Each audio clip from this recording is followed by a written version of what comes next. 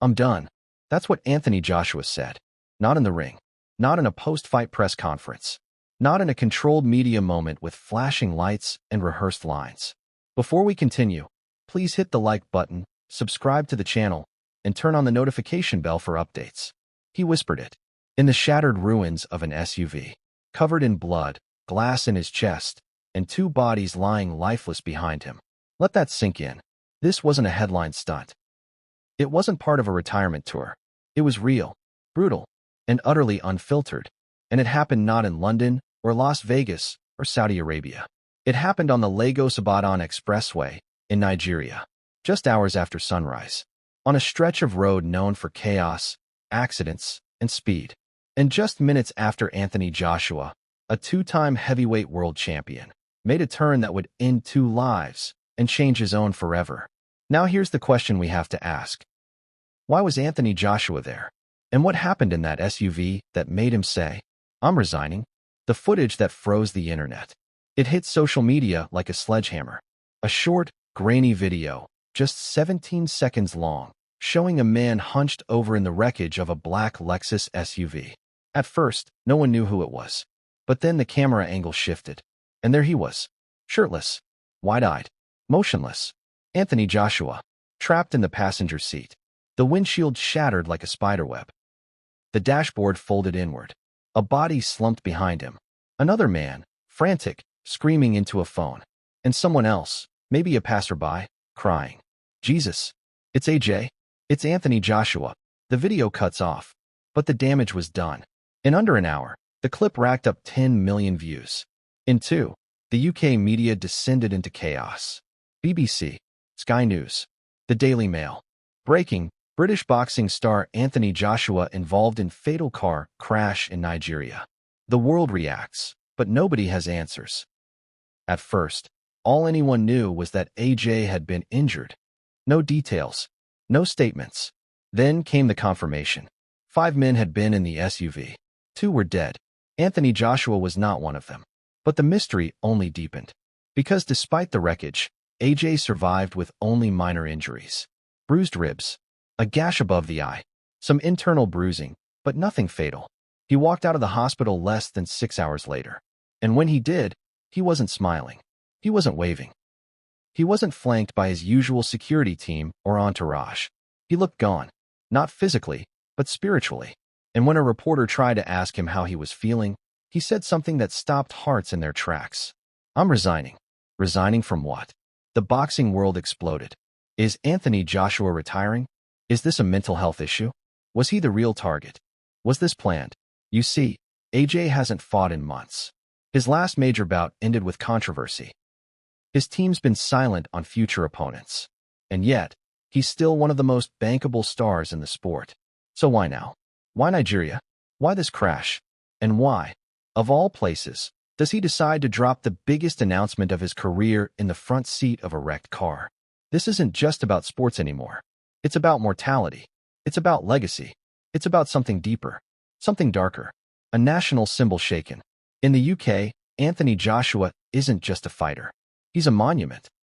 The man who once cleaned gym floors is now worth tens of millions. The Olympic hero, the pride of Watford, the man with posters in every teenage boy's room. He sells Rolexes, Range Rovers, and respect.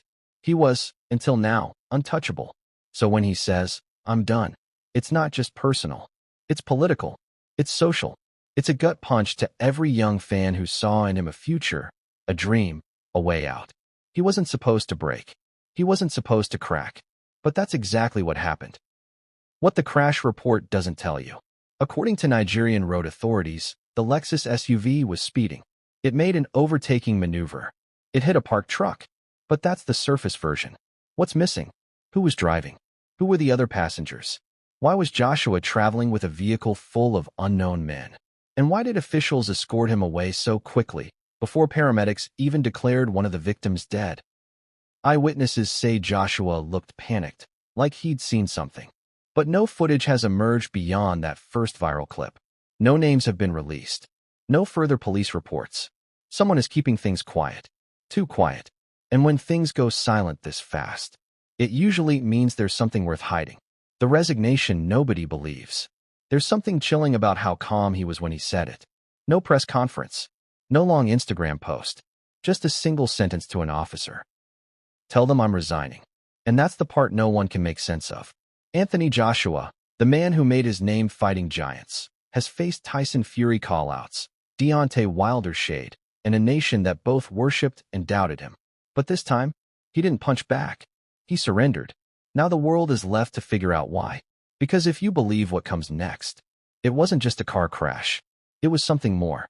Something that's been building for months, maybe years. And the clues?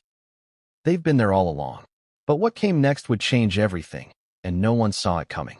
What kind of man steps out of a totaled car, sees death in the back seat, and calmly tells the world, I'm done? Anthony Joshua didn't shout it. He didn't sob. He didn't even look angry. He looked resigned. And that's what disturbed people the most. This wasn't a moment of weakness. It wasn't a knee-jerk reaction to trauma. It felt planned, as if that sentence had been waiting, ready to escape. And once it did, everything else began to unravel. The footsteps that shouldn't be there. Here's what the official timeline says. 11:06 a.m. SUV loses control. 11:08 a.m. Collision with stationary truck. 11:10 a.m.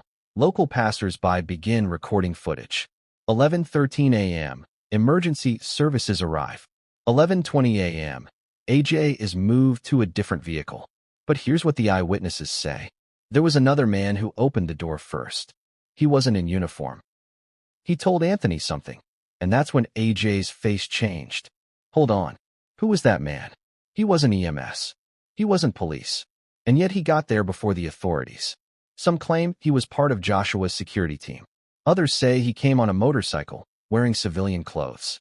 And get this, someone who filmed him was approached minutes later and told to delete the footage. That clip never made it online. Now you tell me, why would someone silence bystanders? Unless there was something worth hiding? The whisper in the SUV. One survivor, still bandaged and hooked to an 4, gave an anonymous interview to a local Nigerian station. He said this. Joshua didn't speak at first. He just stared out the window. But then, after that man came, he leaned forward and said, it's time. They'll understand soon. It's time? Time for what? Was this crash the trigger for something larger? A personal decision? A political message? Or something orchestrated from the shadows? Because here's what you may not know. Anthony Joshua had been receiving threats. From who? That's where it gets tricky. 3 weeks earlier, the first red flag.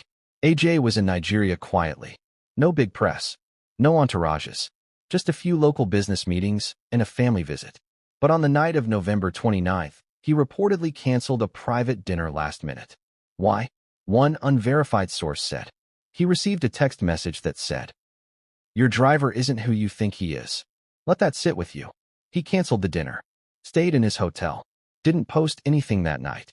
And 2 days later, he switched hotels completely, without notifying his team. This doesn't sound like a man on a vacation. This sounds like someone on edge. Someone being hunted. And yet, no one noticed. Until the crash. What was he running from? Now here's where it gets even more twisted.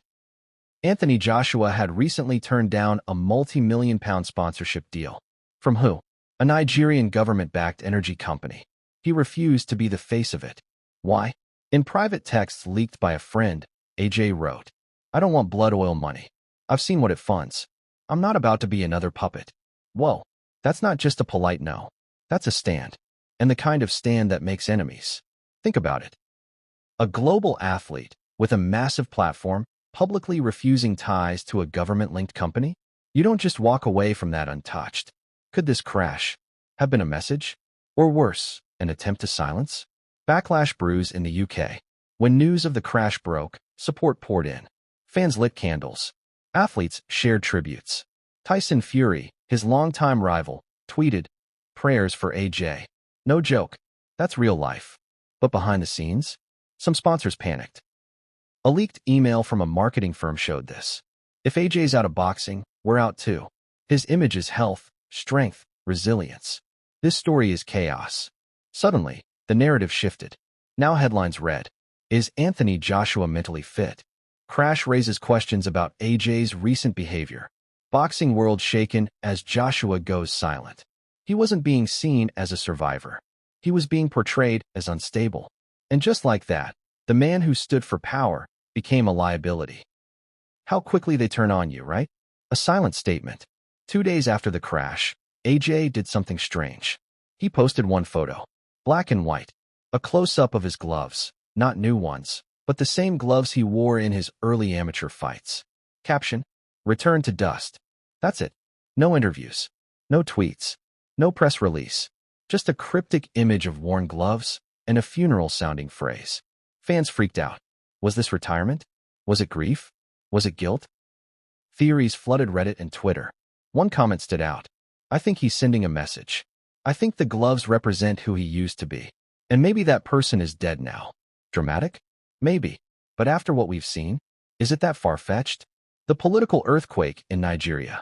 The Nigerian government issued a brief condolence message about the crash victims. But there was no follow-up. No statements about AJ. No investigations into the crash scene. No further press briefings. And then, just 1 week later, a key road safety investigator was reassigned. No reason given. Coincidence? Or cleanup? Because if you follow the money, that energy company AJ rejected has deep ties to the Lagos transport infrastructure. And one of the dead passengers? Turns out, he used to work for them. Now we're asking the real questions. Was this about control? Was AJ's crash the result of a larger political move? And is "I'm resigning" really just his way of stepping off the board before it's checkmate? And still, silence from AJ. 10 days. No video. No statement. No comeback message. For a man who once inspired the nation to stay hungry, stay humble, this silence is deafening. Some say he's recovering. Others say he's hiding. But the one thing no one is saying? That this is over. Because the deeper you dig, the more the story unravels. And what you're about to discover in Chapter 1 is the moment everything stopped and the crash that exposed it all. It was supposed to be a routine ride. A sunny Tuesday morning. Traffic was light. The road ahead seemed clear. Anthony Joshua, known for precision in the ring, was seated in the rear of a black Lexus SUV. He was reportedly quiet, focused, maybe even meditating. But in exactly 47 seconds, everything changed. And what happened on that stretch of the Lagos-Ibadan Expressway didn't just break glass and metal. It broke the illusion of control. Let's reconstruct those final moments. The calm before impact. The SUV left the Eterna fuel station in Magung just after 11:03 a.m. On board, Anthony Joshua, seated behind the driver. One unnamed passenger beside him. A third man in the front passenger seat. A driver. And a fifth man, seated directly behind the driver's side. Eyewitnesses said the convoy included a second vehicle, believed to be Joshua's security detail, trailing a few car lengths behind. Dashcam footage from a vehicle 200 meters away caught glimpses of the Lexus as it veered left, overtaking two smaller vehicles. And then, a jarring shift. The Lexus swerved. The tires screeched. It clipped the median and smashed into the back of a parked trailer truck, stationary, engine cold, no hazard lights on. What was that truck doing there? Why didn't the driver of the SUV see it? And why was AJ traveling with 4 people, 2 of whom had no connection to his known team? Questions that still haven't been answered. Inside the SUV, second by second. Let's go deeper. Seconds before impact, a survivor recalled hearing AJ say, "Watch your speed." But it was already too late. The Lexus was doing an estimated 128 kilometers per hour, well above the posted limit of 80 kilometers per hour for that area. The parked truck, an old container rig with faded markings, was not visible until the final bend. The Lexus didn't brake. It slammed into the lower frame of the trailer with full force. The front of the SUV crumpled like paper. The airbag in the driver's seat deployed, but only partially. The passenger side failed entirely. The impact was so strong, it bent the chassis and jammed the doors shut. And in the chaos that followed, a man in the rear seat, the one next to Anthony, was instantly killed. Another, the driver, died moments later, pinned against the steering column. Anthony's first movement. Here's where things get eerie. AJ didn't scream. He didn't shout for help. Witnesses said he blinked hard, like trying to wake up from a nightmare. Then he reached out, slowly, and tried to open the door. Blood dripped from his temple. A shard of glass was embedded in his shoulder. His lips were moving, but no sound came out. When help arrived minutes later, he was still seated, still strapped in, frozen, and yet calm, as if something inside him had already accepted what happened. The first viral video. The man who filmed the 17-second viral clip, known only by his TikTok handle at Sholavision, later deleted it. But not before it ignited an online firestorm. The clip showed AJ shirtless, dazed, staring at nothing. The twisted wreckage of the Lexus. A hand slumped lifeless in the back seat. A voice yelling in Yoruba, "They're not moving. God, they're not moving." But most haunting, at the 12-second mark, Anthony looks directly into the camera. His eyes lock on the lens. And he mouths something. Slow. Measured. "Tell them, I'm done." Those 3 words set the internet ablaze. Was he talking about boxing? About life? Or something else entirely? The mysterious man in the motorcycle helmet. Several accounts mention a motorcyclist arriving before the ambulance. He wore a black helmet. No license plate on his bike. He didn't speak, but he walked straight to the passenger side of the SUV. Witnesses say he reached into the wreckage. Not to help, but to retrieve a bag. A black duffel bag. One man tried to film him. That man's phone was reportedly confiscated by someone claiming to be law enforcement, even though no police had officially arrived yet. The motorcyclist vanished. So did the bag. And to this day, no one has identified him. Now ask yourself, what was in that bag? And why was it more important than the lives inside that car? Hospital records raise eyebrows. Anthony was taken to a private hospital in Ogun State. No press, no public statement, no admission record released. But leaked documents show he was treated for minor head trauma, glass lacerations on left shoulder, bruised ribs, and elevated heart rate consistent with extreme emotional distress. Doctors said he kept whispering one name. Jacob. Jacob. But who is Jacob? That name doesn't match any member of his known team. Not his trainer. Not his assistant. Not family. So who was Jacob? A passenger? An insider? Someone who was supposed to be there, but wasn't? Or someone watching from a distance? The truck that shouldn't have been there. Let's not forget the other half of this crash. The truck. Stationary. No warning lights. Parked illegally on a high-speed bypass. A driver was never identified. Police claimed he left the scene. But by the time investigators arrived, the truck was already gone. Let that sink in. A truck. Massive, rusted, impossible to move quietly, was involved in a fatal crash and disappeared within 45 minutes. No impound, no plate record released, and no arrest made. Why? Theories range from incompetence to cover up. Some suggest the truck was deliberately placed. A setup, a trap. Others think AJ's driver lost control trying to avoid something else, something not listed in the official report. Whatever the truth is, one fact remains. That truck should not have been there. Was this AJ's breaking point? Here's the emotional core of this story. AJ has been through war. In the ring, he's faced monsters. He's been knocked down, staggered, cut, even defeated. But this wasn't just a physical crash. It was a spiritual one. And in that moment, bloodied, dazed, surrounded by death, something inside him collapsed. The facade, the armor, the champion, gone. And in its place, a man, just a man, shaken, raw, and ready to walk away. But what he did next would make the world question everything they thought they knew about Anthony Joshua. He wasn't on the passenger manifest. He wasn't on Anthony Joshua's known security team. He wasn't tagged in any photo, video, or media coverage of the trip. But he was there, seated inside the black Lexus SUV that would soon smash into a stationary truck and leave 2 men dead, and the world reeling from Anthony Joshua's sudden declaration. I'm resigning. His face wasn't seen. His name wasn't given. But in the hours and days that followed the fatal crash, more and more eyewitnesses began whispering the same chilling thing. There was a 6th man, and whoever he wasn't just a witness. He may have been the key to understanding why everything went so horribly wrong. The man with no name.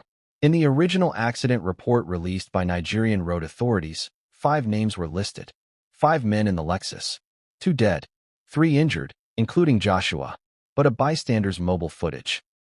One that never made it to social media but was captured and archived by a local news station before being pulled, showed something strange. A man stepping away from the SUV seconds after the impact. He wasn't bleeding. He wasn't panicking. He wasn't calling for help. He was calm, wearing dark clothing, with a baseball cap pulled low and dark glasses, despite the morning sun. He walked to the side of the road, made a phone call, and vanished into the crowd as sirens echoed in the distance. No one stopped him. No one questioned him. He was never seen again, until someone looked at the fuel station footage from just 30 minutes before the crash. The station security cam. Magung, Ogun State, 10:29 a.m. The Lexus SUV pulls into the Eterna fuel station for a quick top-up. Footage shows Anthony Joshua stepping out briefly to stretch, flanked by a man believed to be his personal aide. Four other men are visible near the vehicle. Then, at 10:34 a.m., a sixth man approaches. He doesn't enter with the rest. He comes from the far corner of the station, not from the road. He walks directly to the rear passenger door. He says nothing. He simply waits. Seconds later, one of AJ's team opens the door for him. He gets in. No one reacts. No one asks anything. He's not greeted. He's just absorbed into the moment. Like a shadow. And just like that, the Lexus leaves. Destination, unknown. Who let him in? The person who opened the door for the silent man hasn't been identified, but a source inside Joshua's camp made a cryptic comment when pressed by reporters.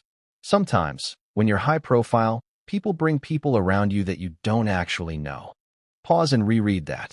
People bring people around you that you don't actually know. That statement alone is terrifying, because it means even within Anthony Joshua's own travel circle, someone let an unknown man into the car. And this wasn't a random Uber pool. This was a trip involving one of the most recognized athletes on Earth, in a country where high-profile kidnappings, espionage, and sabotage are tragically not unheard of. So how does a man with no credentials, no ID, and no known association get into that vehicle? Unless he was meant to. Was he carrying something? Multiple bystanders who arrived at the crash scene early claimed they saw a dark bag being removed from the wreckage. The footage of this bag, allegedly handled by a man in black who matches the silent passenger's build, has not resurfaced. But one man, a market vendor who witnessed the cleanup, told a local paper. He didn't look scared. He looked like he was completing something. That statement stuck. Not surviving. Not escaping. Completing. What was in the bag? Money? Documents? A device? No one knows. But whatever it was, it disappeared before authorities took full control of the scene. And the man who took it? Gone. Like he was never there. Joshua's reaction after the crash. According to leaked hospital notes and a nurse's first-hand account, Joshua didn't ask about the two dead men first. He didn't ask about the driver. He asked something else. Where's the guy with the glasses? The man in black. Did he get out? Did he talk to anyone? The nurse, thinking he was hallucinating, simply said, "You're safe now." But AJ kept muttering about the guy in the back. He even asked, was he even in the car? That's where the paranoia starts to make sense. Because what if, and this is no small question, the man in black wasn't in the crash at all? What if he left moments before? What if he was only there to make sure the crash happened and then disappear? An inside job? As the investigation unfolded, one glaring truth emerged. There was no footage of the sixth man post-crash. No hospital logs. No witness interviews. No social media posts. For every other passenger, there's at least one visual trail. But not him. Which raises an uncomfortable possibility. Was he planted? Not just to monitor, but to execute something? A signal? A device? A distraction? Remember, the SUV didn't brake, didn't slow down, didn't veer off until it was too late. Some investigators believe the driver had a delayed reaction, like he was suddenly overwhelmed, distracted, or even blinded. Could the man in black have triggered something? Could this have been a high-tech attack masked as a simple speeding accident? Theories range from electromagnetic interference to hacking to good old-fashioned sabotage. And while it may sound extreme, remember, 2 people are dead, and one of the most famous men in the UK nearly joined them. Nothing is off the table. The fake identity angle. A private cyber forensics team hired by an anonymous donor reviewed the CCTV footage from the fuel station. They ran facial mapping on the sixth man. And the shocking result? No match. Not to any Nigerian national database. Not to immigration logs. Not to Interpol's travel list. Whoever he was, he either had no digital identity, or was shielded by someone who could erase it.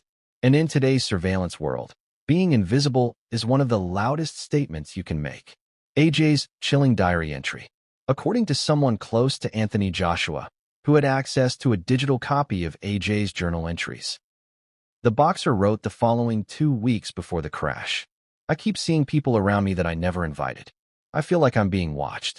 Not by fans, by ghosts in suits. Ghosts in suits. Could that be metaphor? Or was he trying to warn himself? Because now that we know a ghost did slip into that car, and then out of the wreckage unnoticed, it forces us to rethink everything. The final known sighting. One blurry still, taken from a roadside security camera just 2 blocks from the crash site, shows a man in black walking calmly away.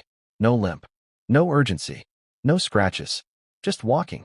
And if the timestamp is accurate, he was already gone 5 minutes before the ambulance arrived, which means he knew what was coming, or helped make it happen. And Anthony Joshua's first question at the hospital? Not am I okay? Not who's dead? But, did the man in black make it out? Whatever this man's role was, it wasn't by accident. And his silence may be louder than any punch AJ ever threw in the ring. When Eddie Hearn saw the missed call, he didn't think much of it. It was early. He was on UK time. The phone buzzed during a briefing. But when it buzzed again and again, and then rang with the label AJ Emergency Contact, Lagos, his stomach dropped. Because in the high-stakes world of prize fighting, you expect the unexpected. Broken noses, surprise rival tweets, canceled venues. But not this. Not a phone call from Nigeria. And certainly not one that begins with the words, Eddie, something's happened. The voice on the line. It wasn't Joshua. It wasn't even anyone Eddie had met before. The voice was calm, measured, professional, too professional. I represent Mr. Joshua's emergency security team, the man said. That already raised alarms. AJ had his guys. People Eddie knew by name, by face, by handshake. This wasn't one of them. Still, the man continued. There has been an accident on the Lagos-Ibadan Expressway. Mr. Joshua is alive but injured. 2 men have died. Eddie froze. Then came the sentence that would haunt him for days. He is asking to speak to no one, except you. The call that followed. It wasn't until hours later, after AJ was stabilized in a secure location, that the two finally spoke. Eddie's voice cracked as he answered. Mate, Jesus, are you all right? There was a pause. A long one. And then came Joshua's voice, soft, slow, like each syllable weighed a ton. I saw them die, Ed. I moved seats. He didn't. And now I have to end it. Eddie blinked. And what? The trip? Another pause. No, all of it. The show. The gloves. The spotlight. I'm resigning. The words hit like a body shot to the liver. Eddie didn't respond right away. How could he? This wasn't a retirement announcement. This was a man unloading. Not like a fighter.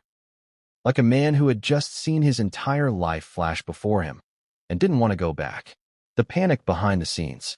When the call ended, Eddie did something uncharacteristic. He panicked.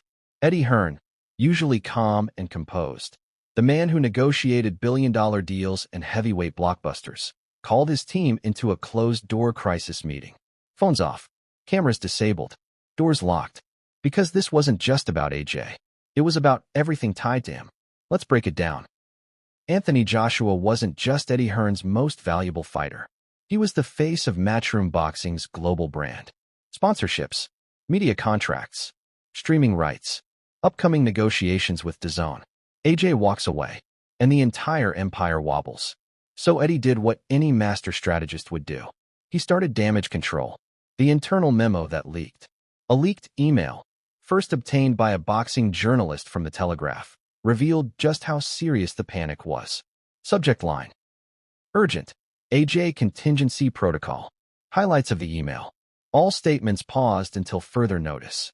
Prepare narrative options. Temporary break. Emotional trauma. Or evaluating future. No acknowledgement of resignation unless verified in writing. Draft replacement fight card for Q1 2026 in case of withdrawal. This wasn't just about managing AJ's brand. It was about preserving the illusion of control. Because the moment fans knew Joshua might never step into the ring again, the whole sport would shift. Flashbacks of the Ruiz upset. Let's not forget, This wasn't the first time Eddie Hearn had to scramble around AJ's name. Back in 2019, when Joshua suffered that stunning upset loss to Andy Ruiz Jr. at Madison Square Garden, the media frenzy nearly crushed Matchroom. Questions flew. Was AJ distracted? Did he have a panic attack before the fight? Was he ever truly focused? Eddie survived that by masterfully reframing the story. He turned defeat into comeback, loss into learning. But this was different. Because there was no comeback plan. There was no rematch clause. There was no opponent. Just death. And silence. And the words, "I'm resigning." What Eddie knew that we didn't. Here's where it gets deeper. In private, Eddie Hearn had already noticed a change in Joshua over the past few months. Less hunger. More questions. Training camps felt quieter. Interviews more philosophical. At one point, AJ even said to him during a commercial shoot, "Sometimes I wonder if the world loves what I give, or just the noise I make when I bleed." At the time, Eddie laughed it off. Just another deep AJ musing. But now, those words sounded like a prelude. Not to a retirement, but to a breakdown. The press calls start flooding in. The media caught wind of the crash within hours. And then came the wave. Breaking, Anthony Joshua in fatal car crash in Nigeria. Rumors swirl of AJ quitting boxing after tragedy. Was the former heavyweight champ targeted? Eddie fielded over 140 calls within the next 24 hours. From the UK, from the US, from Nigeria, from Saudi Arabia, where AJ had been in talks for a multi-fight deal. Everyone wanted the same thing. Answers. But Eddie had none. AJ had vanished. No press. No social media. No comms. Just that one chilling call. Did Eddie try to change his mind? Privately? Yes. Desperately. Eddie sent voice memos. "Mate, you're not thinking straight. Let's talk this out. Just rest. Don't make it final. Listen, I'll fly to you. Let's sit down. No cameras. No pressure. You don't owe anyone anything, but don't make this decision in the dark." No reply. Days passed. And then, just as Eddie began prepping a temporary sabbatical PR plan, he got a message. From AJ. 3 words. "It's not dark." That's all. No context. No emojis. No signature. Just that. A man, covered in glass and blood a few days prior, was telling his longtime promoter, "This isn't panic. It isn't impulse. It's decision." The internal fallout at Matchroom. Behind closed doors, Matchroom scrambled. Brand managers began pulling at spots. Contract teams reviewed exit clauses. Fight card planners started looking at backup headliners. It wasn't just about losing AJ. It was about re-engineering the future of British boxing. Think about it. AJ was the post-Mayweather era's most marketable heavyweight. Clean image. Global reach. Charisma. Power. Without him, the vacuum would be massive. Tyson Fury? Too volatile. Deontay Wilder? Inconsistent. Usyk? Technically brilliant, but not a box office magnet. AJ wasn't just one fighter. He was a franchise. And now, he was quitting. The confession that broke Eddie. 3 days after the crash, AJ sent a voice note. Eddie never meant to share it, but a close friend leaked it. In it, AJ says, "Ed, I'm not stepping back because I'm scared of punches. I'm stepping back because I've been hit in the soul.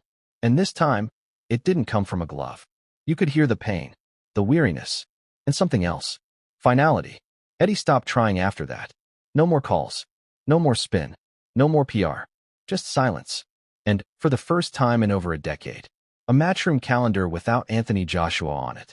But what Eddie didn't know, what nobody knew, was that AJ had left behind one more message. And when it leaked, it changed everything. What does it take to break a champion? Not just physically. We're talking deeper. Emotionally. Mentally. Spiritually. For years, Anthony Joshua had been seen as unshakable. A towering symbol of discipline, drive, and decorum. He didn't rant. He didn't break. He didn't fold. But on that expressway in Nigeria, under the weight of steel, screams, and shattered glass, something inside him cracked. And what came out wasn't just pain. It was revelation. Inside the wreckage. When emergency personnel finally pulled Anthony Joshua from the mangled SUV, they expected chaos. They braced for broken bones, internal bleeding, shock-induced rambling. What they got instead? Silence. He wasn't screaming. He wasn't crying. He was staring, unmoving, dazed, like someone watching a movie he couldn't stop. One paramedic would later say, "He didn't look like a man who had just survived a fatal crash. He looked like a man who had seen this moment in a dream. And now it was real." The unfiltered breakdown. At the hospital, after he was stitched and scanned, Anthony Joshua asked to be left alone. No cameras, no doctors, no security, just him and his phone. But he didn't call anyone. He didn't tweet. He didn't post a story. He opened his notes app and began to write. A stream of consciousness confession. Raw, unedited, unequivocally human. It was never meant to be seen, but it leaked. And when it did, it tore through the internet like wildfire. The note, leaked excerpt. I saw his eyes before the glass hit. I was supposed to be in his seat. I moved without thinking. Now he's gone.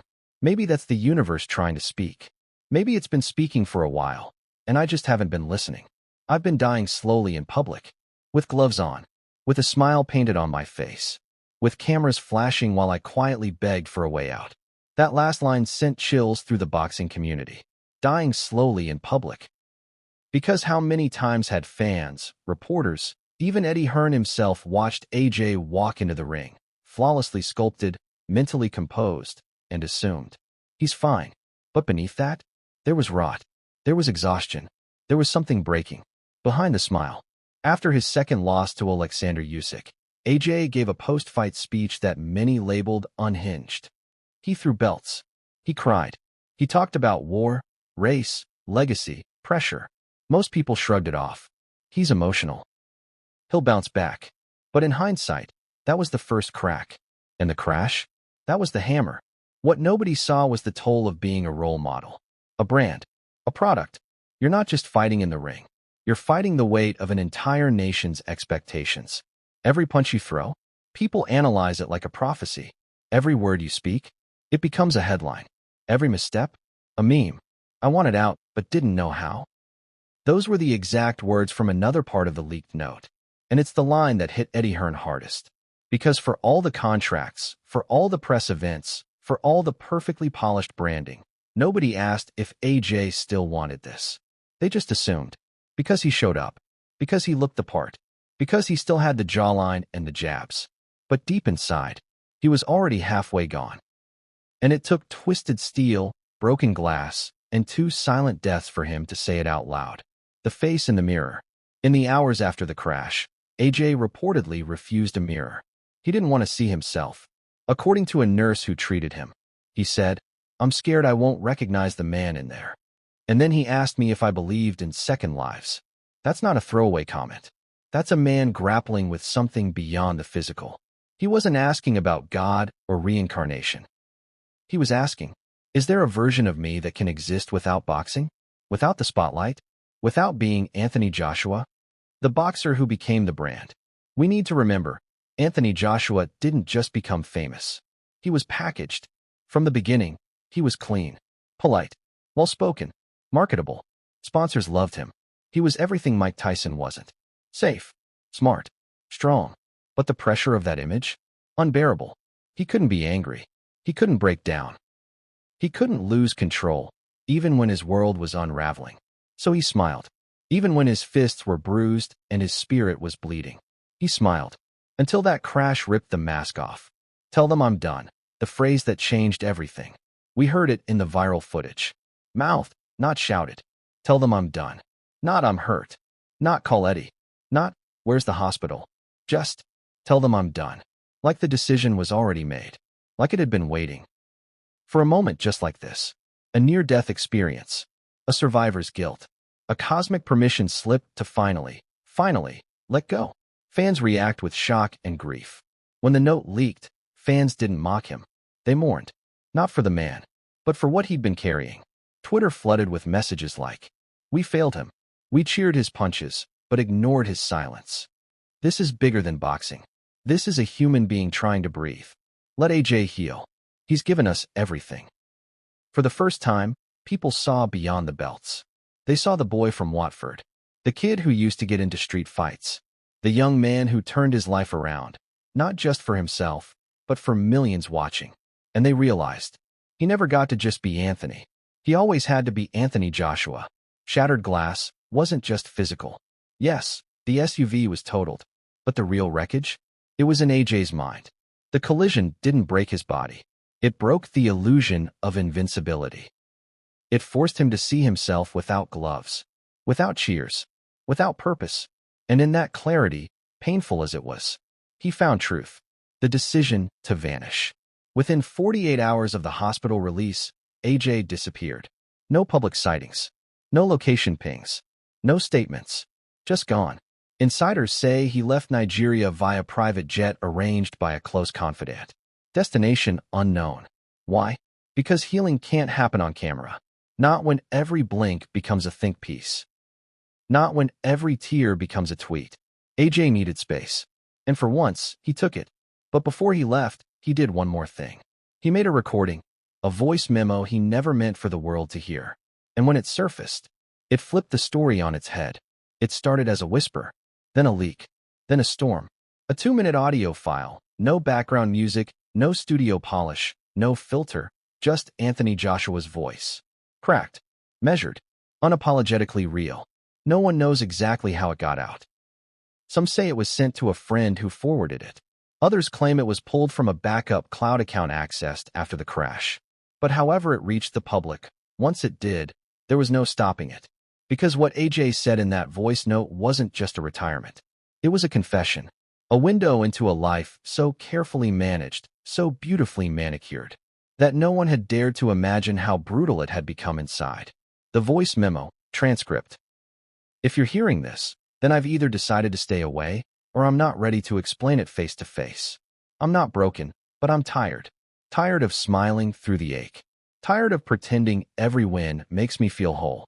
Tired of being a role model when I don't even know who I am most mornings. They cheer for the knockouts. They post my quotes on their walls. But they don't see me after midnight, when I sit alone wondering if I even like who I've become. Every time I lace those gloves, I'm not fighting the man in front of me. I'm fighting the boy in me that still wonders if he's good enough. Boxing didn't save me. It gave me armor. But I'm bleeding inside it. If this is goodbye, just know I gave everything. And now, I need to give something to myself. Silence after the storm. When fans heard the voice note, it was like being punched in the soul. No bravado. No victimhood. Just clarity. Suddenly, all the signs made sense. The quieter interviews.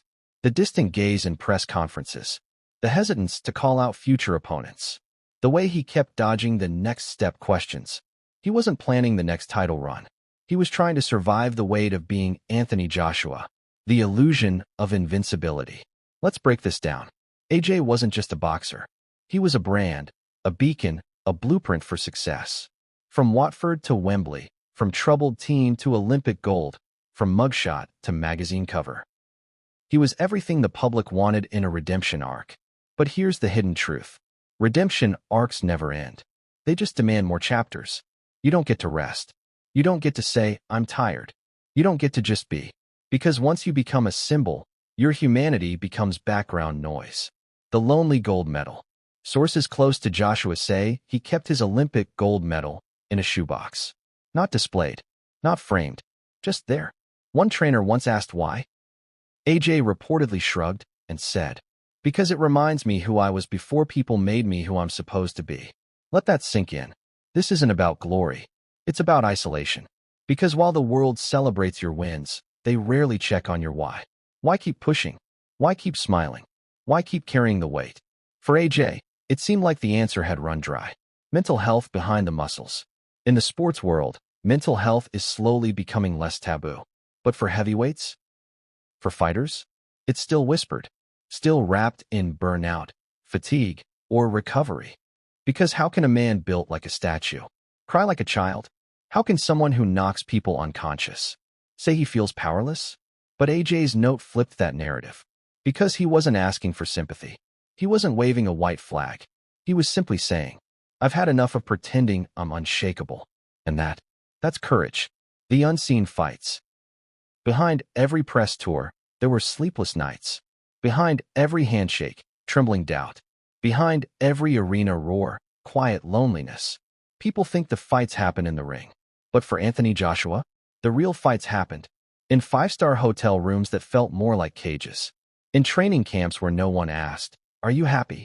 In moments when he watched his own highlights and wondered, is that me? Or Just my avatar? Because when fame becomes armor, you forget what it feels like to bleed. Until one day, you crash into a truck and remember, you're still human. Pressure from every angle. Let's not ignore the commercial side. At his peak, AJ had over 12 endorsement deals, from Under Armour to Beats, Lucozade to Land Rover. Every brand wanted a piece of him. And with that came expectations. Look strong. Sound humble. Don't get political. Don't date controversial figures. Keep it clean. Even his personal Instagram was allegedly run with input from 3 PR consultants. Imagine waking up every day and being told how to be you. Now imagine that for a decade.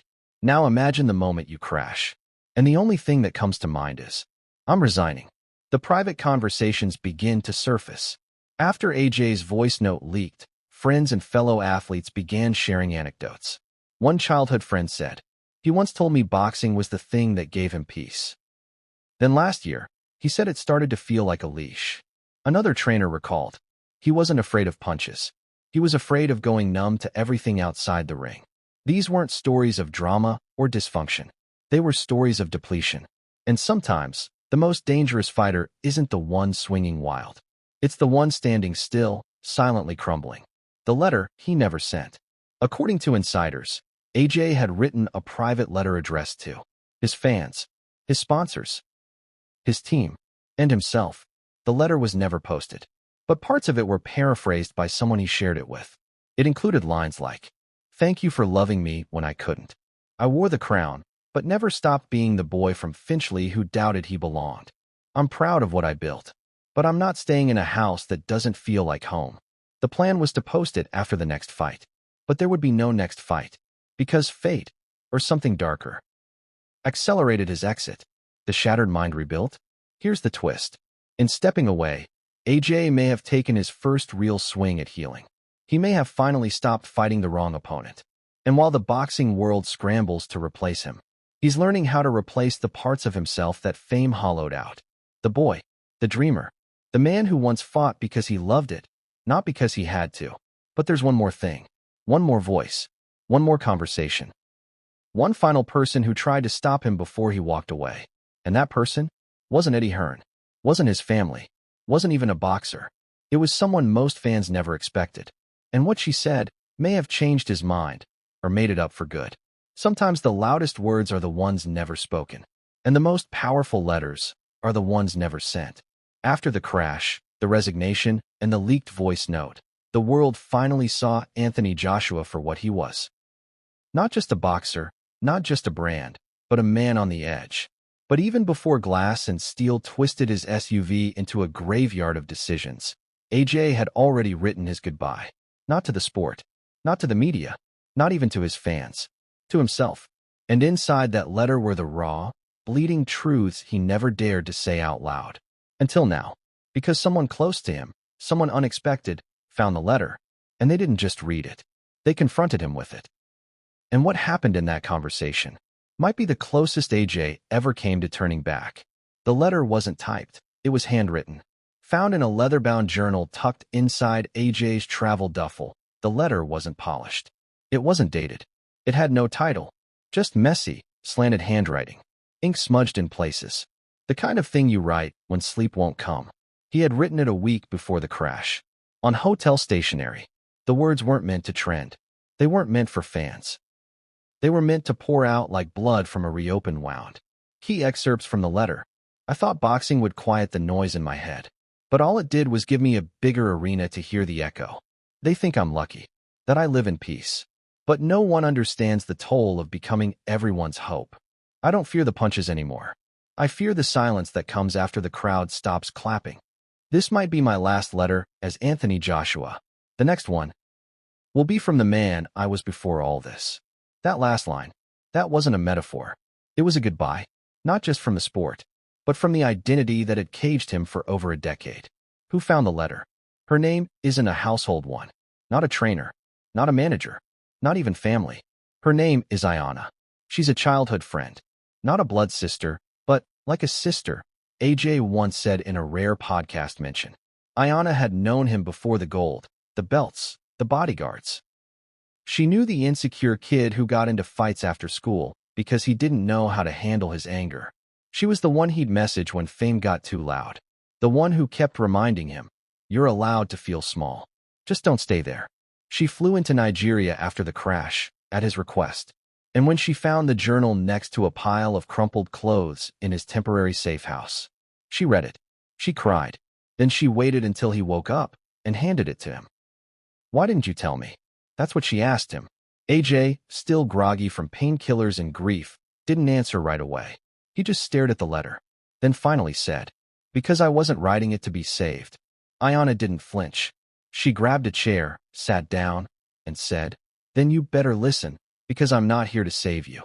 I'm here to remind you who the hell you were before the world started calling you champ." The confrontation. For the next hour, Ayanna and AJ talked.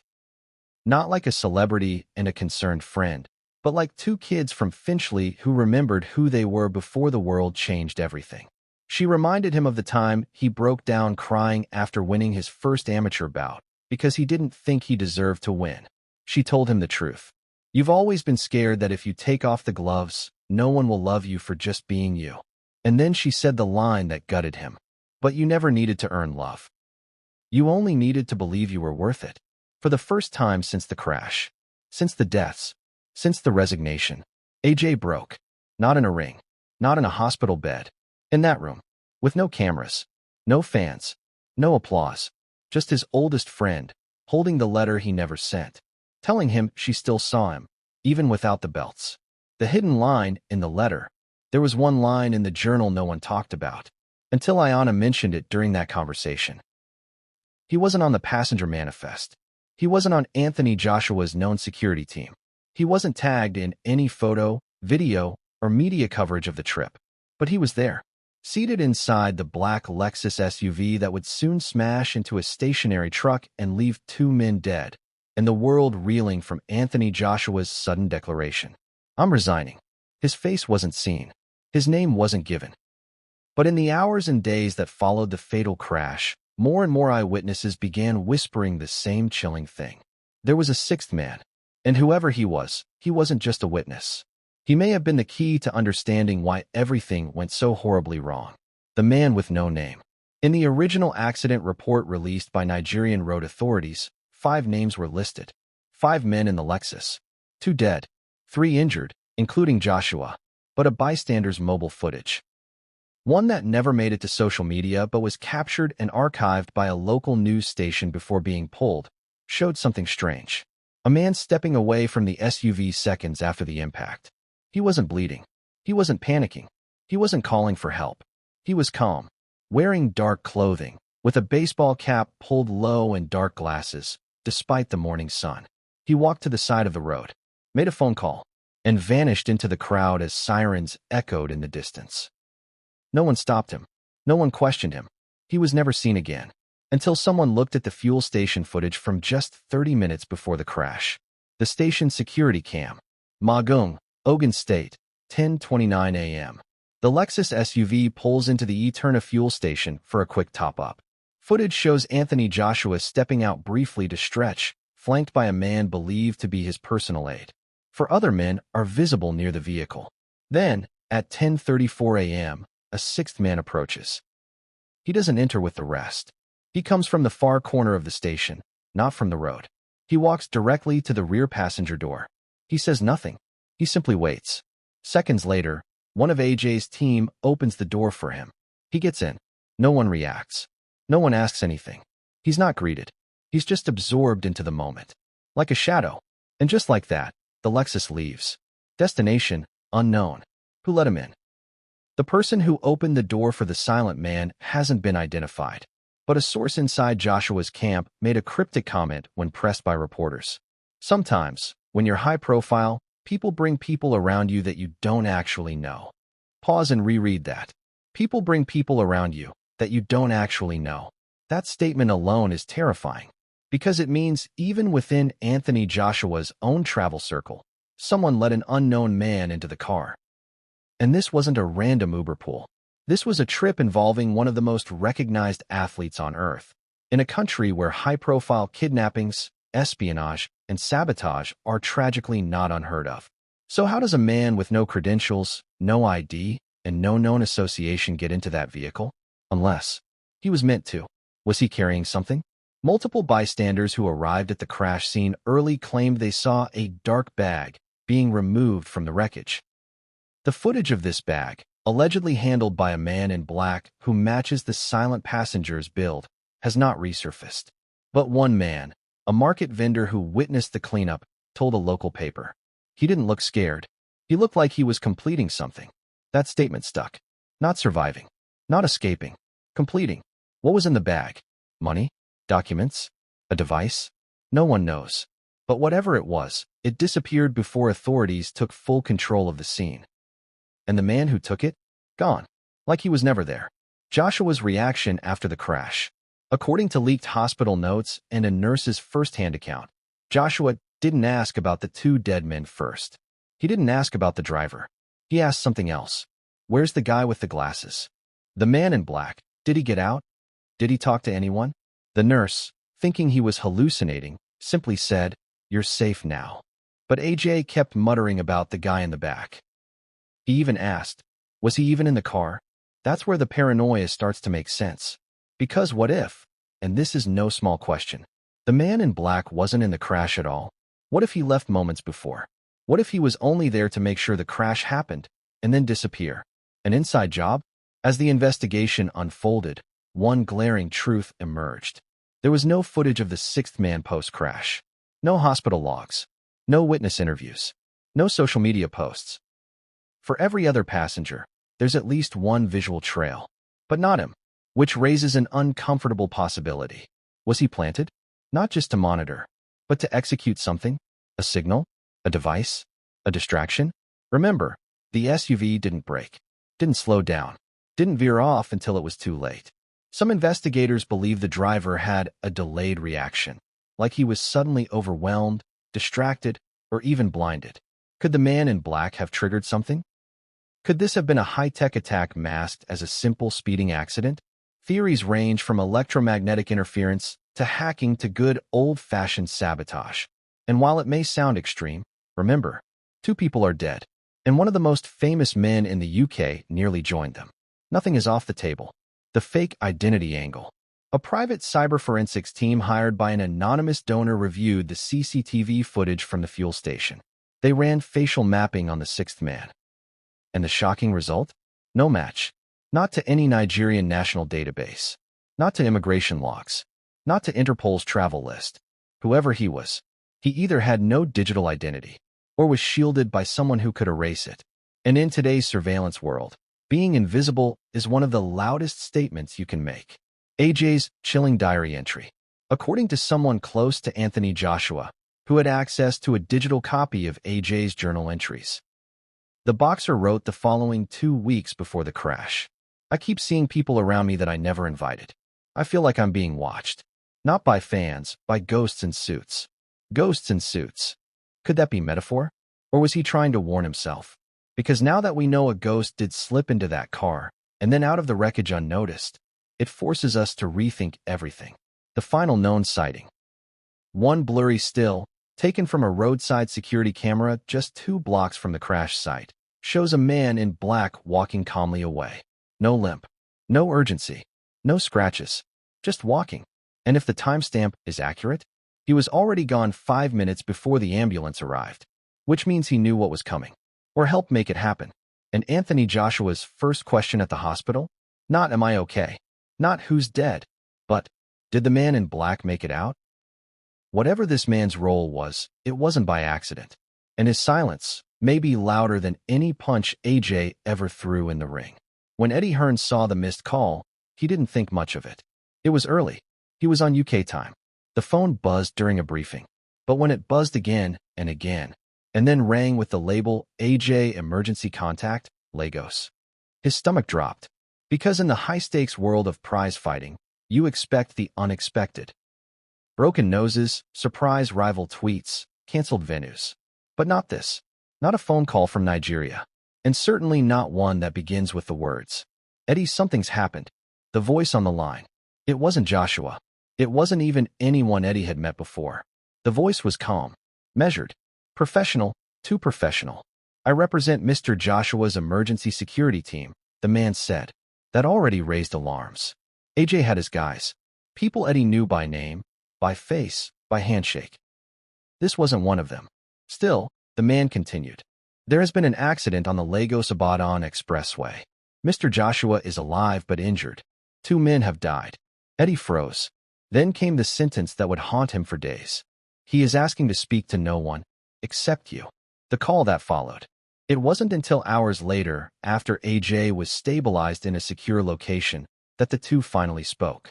Eddie's voice cracked as he answered. Mate, Jesus, are you all right?